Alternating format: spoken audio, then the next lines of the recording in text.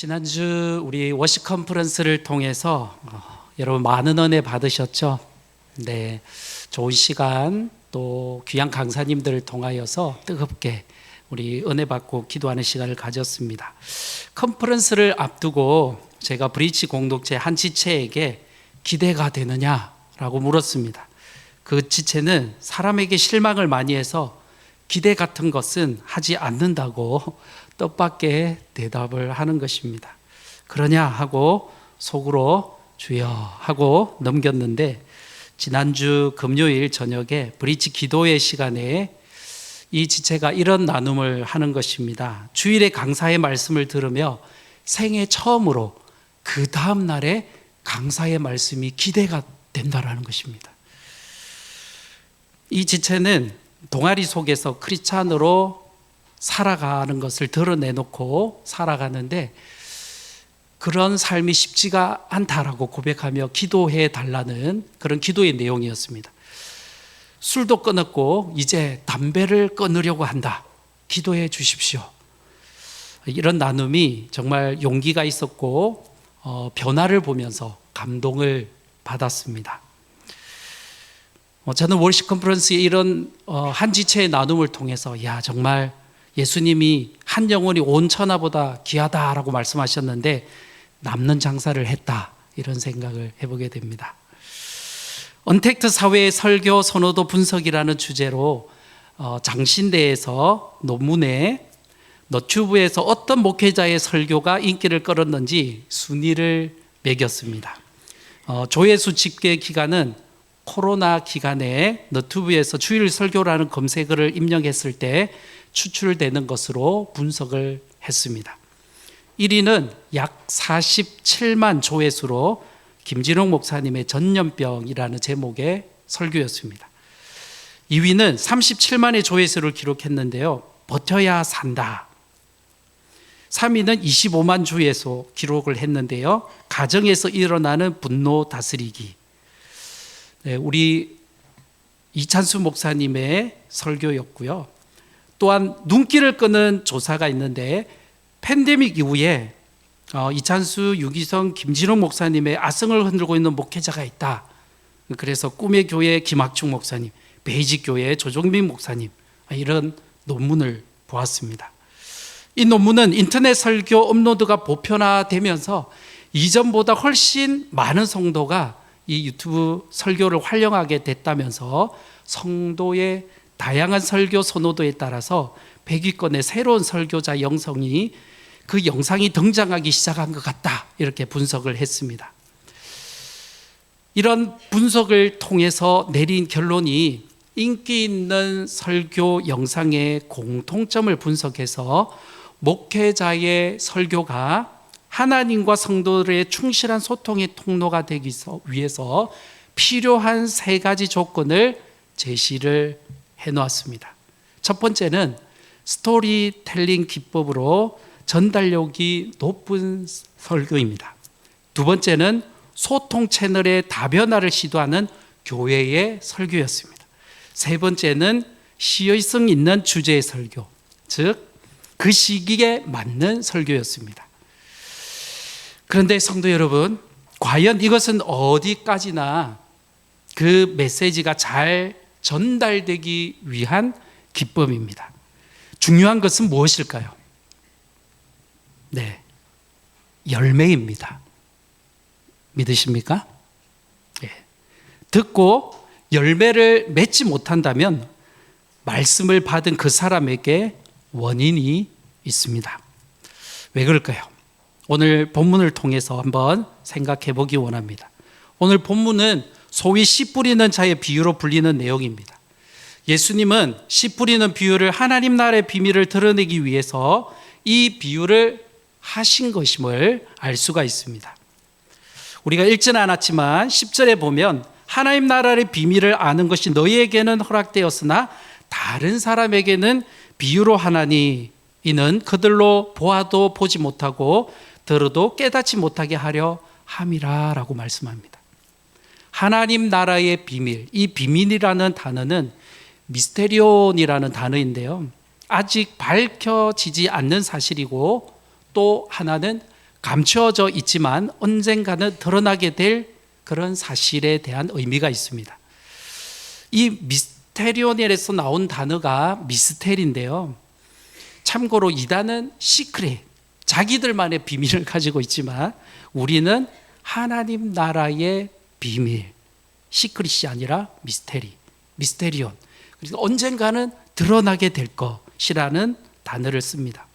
그래서 예수님은 이 비유를 통하여서 밝히 더 들을 귀 있는 자는 드러내어서 알게 하시기 위하여서 이 하나님 나라를 비유로 자주 설명을 하셨습니다.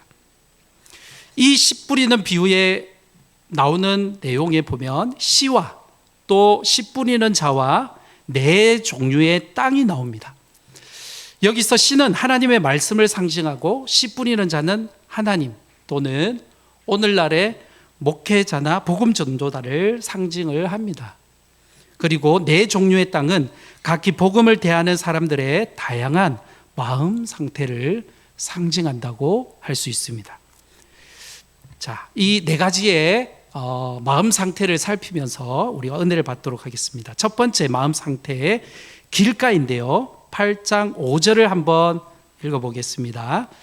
씨를 뿌리는 자가 그 씨를 뿌리러 나가서 뿌릴새 들어는 길가에 떨어짐에 밝히며 공중의 새들이 먹어버렸다라고 말씀합니다. 여기서 길가에 떨어졌다라는 것은 밭과 밭 사이에 난 좁은 길을 가리킵니다. 이 길은 사람들이 잦은 왕래로 인해서 단단하게 굳어졌기 때문에 씨앗이 뿌려진다 해도 뿌리를 내릴 수 없는 상태를 묘사합니다. 예수님은 이 비유의 뜻을 묻는 제자들에게 12절에서 이렇게 풀어주십니다. 길가에 있다는 것은 말씀을 들은 자니 이에 마귀가 가서 그들이 믿어 구원을 얻지 못하게 하려고 말씀을 그 마음에서 빼앗는 것이요. 원문에 보면 말씀을 들은 자니 이에 여기에 해당하는 에이타라는 단어를 쓰고 있는데 이에라는 단어가 인과 관계를 나타내는 것이 아니라 시간을 나타내는 부사로 사용하고 있습니다. 그래서 이에보다는 그 후에라로 번역하는 것이 더 정확합니다. 그래서 길가에 있다는 것은 말씀을 들은 자니 그 후에 마귀가 가서 그들이 믿어 구원을 얻지 못하게 하려고 말씀을 그 마음에서 빼앗는 것이 됩니다. 이 의미는 마귀의 방해가 없는 상태에서 말씀을 듣는다 할지라도 그 후에 마귀에 의해 말씀을 빼앗기게 될 수도 있다는 사실을 우리로 깨닫게 해줍니다. 같은 비유를 기록한 마가복음 13장 19절에서 말씀을 들었지만 이를 마귀에게 빼앗기는 것을 깨닫지 못하기 때문이다라고 그렇게 지적해 주고 있습니다. 우리가 귀로는 하나님의 말씀을 듣지만 마음은 여전히 완고함으로 우리가 세상의 것에 있어서 말씀을 마음으로 받아들이지 않고 깨닫지 못한다면 우리는 길가에 있는 것인지도 모릅니다.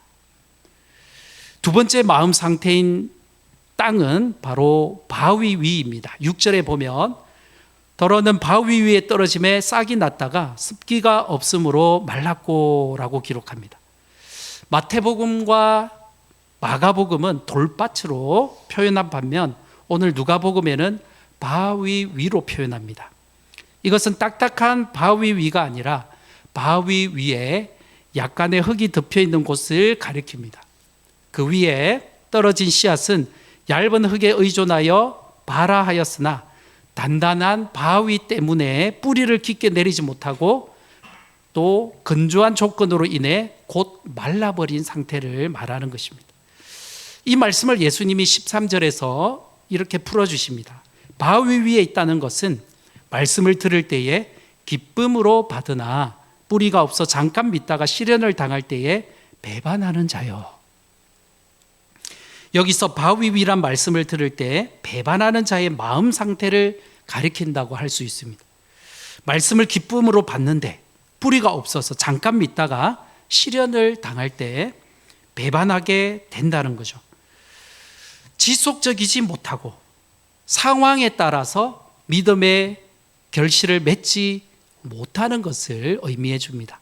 만약 우리가 말씀을 듣고 있으나 중심에 변화가 없다면 믿음의 뿌리를 내리지 못하고 있는 바위 위에 있는 자일 것입니다. 세 번째, 마음 상태는 가시떨기 속입니다. 7절에 보니 더러는 가시떨기 속에 떨어짐에 가시가 함께 자라서 기운을 막았고 라고 기록합니다. 가시떨기 속에 떨어졌다는 것은 매우 깊다라는 것을 의미합니다. 이러한 표현으로 이 누가가 말하고자 하는 것은 씨앗이 도저히 자라지 못할 여건에 처해 있다, 그런 상태이다라는 것입니다. 거기다가 하반절에 보니 가시가 함께 자라서 기운을 막았다고 합니다. 이것은 씨앗이 가시떨기 속에 매우 깊이 떨어져 함께 자라난 가시가 자라나는 씨앗의 목을 잡아서 질식시켰다라는 의미입니다. 예수님은 이 비유를 14절에서 이렇게 풀어주십니다. 가시떨기에 떨어졌다는 것은 말씀을 들은 자이나 지내는 중에 이생의 염려와 재물과 향락의 기운이 막혀 온전히 결실하지 못하는 자요 라고 기록합니다. 이는 말씀을 받아들인 사람의 마음속에 이미 무성하게 자리 잡은 여러 가지 생각들과 욕심들이 그 사람을 끊임없이 쪼여와서 결국은 그것들로 인하여 말씀의 결실을 맺지 못하고 죽게 된다라는 것입니다. 특별히 말씀을 들은 자이나 지내는 중이라는 표현에서 원문은 이 지내다라는 단어를 길을 가다라는 의미로 사용되는 단어로 쓰고 있습니다. 누가의 정확한 의도는 가시의 기운에 막혀 대충대충 지내는 삶을 표현하는 것이기보다 자신의 나름대로 결실하기 위해서 앞으로 나아가는 뭔가 열매를 맺기 위해서 전진하는 그런 표현을 해주고 있는 것입니다. 그런데 이런 자의 열매는 온전히 결실하지 못하고 있다라는 것입니다. 말씀을 들었으나 말씀이 가시 속에 있는 사람은 자기 나름대로의 최선을 다하여서 열매 맺기로 뻗어나가려 하지만 이를 막고 있는 요소, 즉 이생의 염려와 재물과 향락들 때문에 온전히 결실하지 못한다는 의미인 것입니다. 이 염려와 재물과 이 향락, 이것은 세상의 대표적인 세 가지 것이라고 할 수가 있습니다. 이 가시들, 이 염려는 마음의 분명한 방향을 잡지 못하고 이끄는 상황에 따라 이리저리 끌려다니는 마음, 분열되는 마음을 염려라고 표현합니다. 또 재물은 가득 차서 넘치는 상태를 의미하는 단어인데, 그러니 말씀을 따라가지 못하고 돈을 따라가는 낭비하는 인생을 사는 것입니다. 향락의 의미는 즐거움이라는 그 정도를 벗어나서 쾌락과 또는 정욕이라는 의미가 더 짙은 단어입니다. 그래서 마음의 구멍이 난 것을 채우기 위해서 중독되어 버린 그런 인생을 사는 것을 의미하는 것입니다. 오늘 현대를 살아가는 우리 크리스찬들에게 어쩌면 대부분 여기 가시 떨기 속에 말씀이 떨어진 것, 여기에 해당되는 것이 아닌가 이렇게 생각해 봅니다. 우리 시대가 그런 것 같습니다. 특별히 염려와 재물과 향락의 가시가 너무도 강력하고 달콤해서 정말 열매 맺지 못하는, 열매 맺기 힘든 그런 시대를 어쩌면 우리가 살아가고 있는 것 같습니다. 마지막 네 번째로 예수님은 좋은 땅을 말씀하십니다. 8절에 보면 들어는 좋은 땅에 떨어짐에 나서 100배의 결실을 하였다. 여기 100배는 충분하다. 이 열매가 더 이상 좋은 열매일 수 없을 100%의 100배나 좋은 열매, 충분한 열매를 맺었다라는 의미로 쓰이고 있습니다. 이 앞에 세 가지 땅은 형용사가 아니라 단순 명사로 그 땅을 묘사를 했습니다. 길, 바위, 가시떨기 속에 이렇게 표현했는데, 이 네 번째 좋은 땅은 형용사를 사용하고 있습니다. 이 좋은에 해당하는 아가덴이라는 이 단어는 열매를 맺게 된 이유를 설명해 주는 기능을 가지고 있습니다. 그래서 예수님이 15절에서 이렇게 풀어주십니다. 좋은 땅에 있다는 것은 착하고 좋은 마음으로 말씀을 듣고 지키어 인내로 결실하는 자니라. 착하고 좋은 마음에 이 단어는 카르디아라는 단어를 썼습니다. 감정과 인격에 거하는 이 마음인데요, 말씀을 이해하는 지성, 또 말씀을 감정적으로 받아들이는 그 감성, 또 말씀대로 실천하는 의지, 이 총체적인 단어가 카르디아라고 할 수 있습니다. 우리의 지정의, 이 통전적인 이 마음이 완악하지 않고 여러 가지 세상적인 염려와 유혹에 빠지지 않고 진리에 대해서 적극적이고 겸손한 상태에 있을 때 그 마음속에 떨어진 말씀은 견고한 뿌리를 내려 우리의 삶을 변화시키고 결국 우리로 구원에 이르게 하는 좋은 결실을 맺는 것을 의미합니다. 우리가 이 비유를 보면 주목할 것은 땅의 종류와 관계없이 씨를 뿌리는 자나 씨앗은 항상 동일하다는 사실입니다. 즉, 말씀은 동일한 하나님의 말씀이며 그 뿌리는 자도 동일한 사람인 것입니다.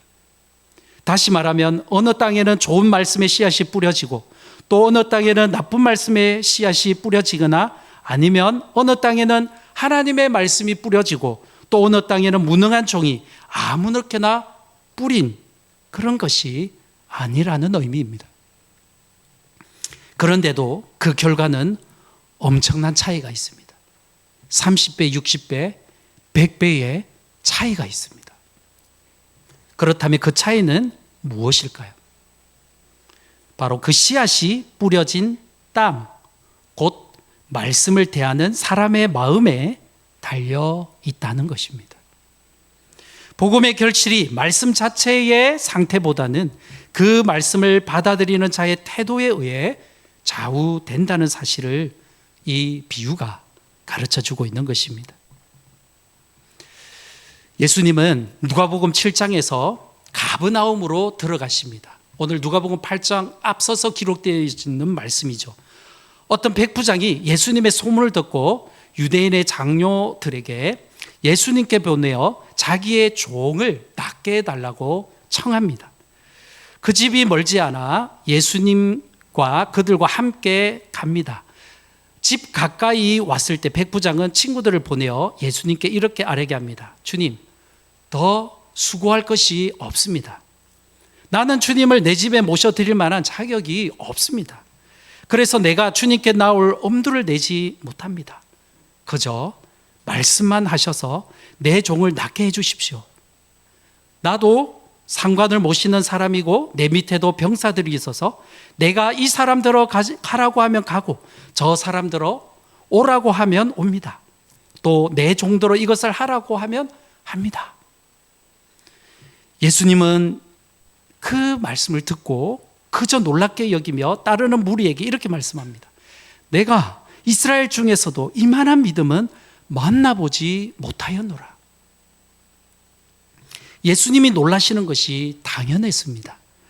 이방인으로서 구약에 대한 지식이 없었음에도 불구하고 예수님을 메시아로 믿은 데서 이 고백이 출발하기 때문입니다.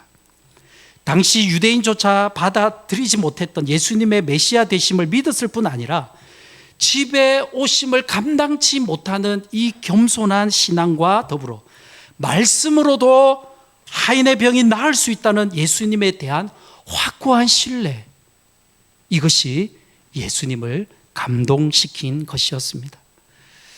사랑하는 성도님, 오늘 우리의 마음은 어떻습니까? 백부장의 믿음처럼 정말 말씀만 하셔도 주님, 내가 낫습니다. 말씀만 하셔도 내가 변화될 줄 믿습니다. 말씀이면 충분합니다. 이런 간절함이, 이런 믿음이 있으신가요? 백부장, 그 믿음대로 하인의 병이 낫는 결과를 낳았습니다. 사랑하는 성도님, 이것이 하나님 나라의 열매입니다. 오늘 말씀을 통해 우리는 말씀의 결실이 씨의 상태보다는 그 말씀을 받아들이는 자의 태도에 의해 좌우된다는 사실을 기억해야 합니다. 하나님 나라의 비밀, 이 계시는 오직 좋은 마음밭을 기경하고 또 힘써 말씀을 지키고 그 말씀을 인내로 열매 맺도록 허락한 사람들에게만 드러나는 것입니다. 백부장처럼 예수님을 겸손히 믿고 예수님의 말씀에 귀를 기울여서 마음을 열고 금과 은을 찾는 것처럼 말씀 앞에 우리가 나아간다면 반드시 우리는 좋은 열매를 맺을 것입니다. 예수님은 씨 뿌리는 자의 비유를 통해서 바로 이 점을 가르쳐 주시기 원하셨던 것입니다. 오늘 예수님은 이 비유를 다 마치시고 이렇게 말씀하셨습니다. 들을 귀 있는 자는 들을 지어다. 기도하겠습니다.